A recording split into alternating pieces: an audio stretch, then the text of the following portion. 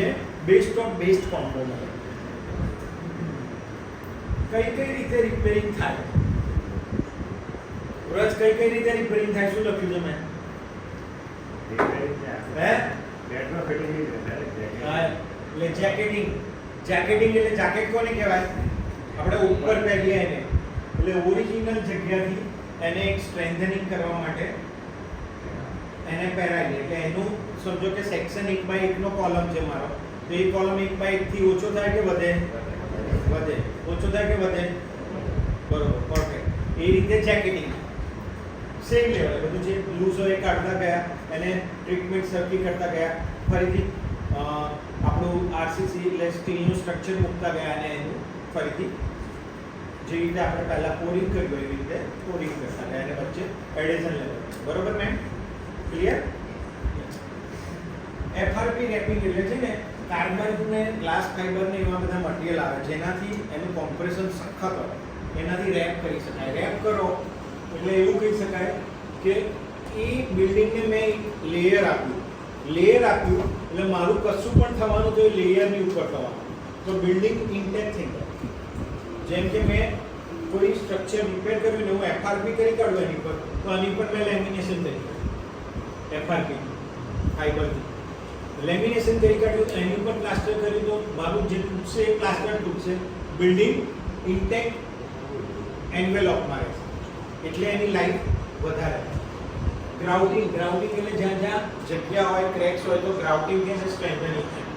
Micro concrete એટલે કેવું કે રેડી ટુ યુઝ મોટર હોય, એ ready to use motor company PMM ની જેમ એમના આરએનડી ડિપાર્ટમેન્ટના એના મેન્યુફેક્ચરિંગ યુનિટમાં બનાવે એને માઇક્રો કોન્ક્રીટ કહેવાય, જેનાથી ડાયરેક્ટ સીધું પાણી એડ કરીને વાપરવાનું. જેમ આપણે એગ્રીગેટ્સ નાખીએ, સેન્ડ નાખીએ, સિમેન્ટ નાખીએ અને પાણી નાખીએ, એ બધું તૈયાર હોય, ખાલી પાણી ના હોય.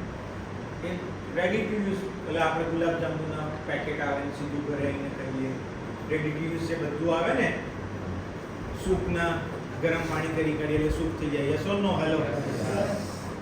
એવું માઇક્રો કોન્ક્રીટ હોય, સીધું પાણી રેડવાનું નથી, આમ ગ્રીટ કપચી કશું નાખવાની જરૂર નહીં. That is micro concrete. Material use કયા થાય? તો એપોક્સી થાય, પોલિમર મોડિફાઈડ મોટર જે મેં તમને પીએમએમ સમજાવ્યું, એફઆરપી શીટ્સ થાય અને નોન શ્રિંક ગ્રાઉટ. નોન શ્રિંક ગ્રાઉટ એટલે જે શ્રિંક ના થાય. આપણે કપડું લીધું તો ઘણી વાર ટૂંકું થઈ જાય, બરાબર? એ શ્રિંક થયું કહેવાય. કોન્ક્રીટ શ્રિંક થાય, પહેલા જે રીતે સેટલમેન્ટ થાય પછી બીજા દિવસે બેસો તો નોર્મલ શ્રિંક થાય, એટલે એની શ્રિંકેજ ક્રેક એની ઉપર develop. Concrete is always a shrinkable material. એનું જેવી રીતે સેચ્યુરેશન થતું જાય, સેટલમેન્ટ થતું જાય, એટલે પાણી એનામાંથી ઇવોપરેટ થાય, એટલે જગ્યા રોકે એટલે શ્રિંક. બરોબર છે? એટલે shrink, non shrink, free flow ground એટલે નોન એટલે ના થાય, શ્રિંક ના થાય, અને free flow ground. Free flow ground એટલે મેં અહીંયાથી નાખ્યું, જે જગ્યાએ એની સ્લોપ હોય એ જગ્યાએ એ જતું રહે એની જાતે, એને ફ્રી ફ્લો કહેવાય. ફ્રી ફ્લો આવે છે ને પેલું નમક ફ્રી ફ્લો એટલે non shrink free flow cementitious ground. Grout એ રેડી ટુ યુઝ હોય, સ્ટ્રેન્થન મટીરિયલ હોય, જેનાથી તરત જ આપણને સ્ટ્રેન્થનિંગ મળી જાય. એટલે કોમ્પેક્શન મારું M25 હોય ને હું ગ્રાઉટ વાપરું તો મને કોન્ક્રીટમાં 28 દિવસે જે સ્ટ્રેન્થ મળતી હોય એ ગ્રાઉટમાં બીજા દિવસે. એના માટે આ ગ્રાઉટ સ્ટ્રેન્થનિંગમાં કયો અત્યારે રિપેર ને વોટરપ્રૂફિંગનો એપ્રોચ મેં આગળ એક નાની સ્લાઇડમાં સમજાવ્યો કે બંનેનો કોમ્બો થવો જોઈએ કે કમ્બાઇન્ડ ટ્રીટમેન્ટ કેવી રીતે થાય. તો ક્રેક રિપેર કરી કાઢી, પ્રિપેરેશન કરી કાઢી, પોલિમર મોડિફાઈડ મોટરને યુઝ કરી કાઢ્યો અને વોટરપ્રૂફિંગનું કોટિંગ કરી કાઢ્યું અને એ જે થયું એને સેટઅપ કરી કાઢ્યું.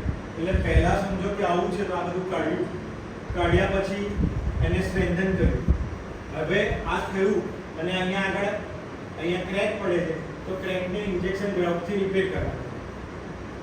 અહીંયા મેં ઇન્જેક્શન માર્યા, 6 45 ડિગ્રીમાં મારી ઇન્જેક્શન ગ્રાઉટિંગનો વિડીયો છે અને એ અંદર સ્ટ્રેન્થન થાય કે જ્યાંથી ડેવલપ થઈ હોય ને ત્યાંથી એ સોલિડ થતા દેખાય અને જે માલ હોય એ વધારાનો નીચે પડી જાય, જે જેટલી પોરોસિટી એમાં જતો રહે, પછી મેં મોર્ટાર લગાડ્યો, પોલિમર મોર્ટાર, અને પછી કોટિંગ કર્યું.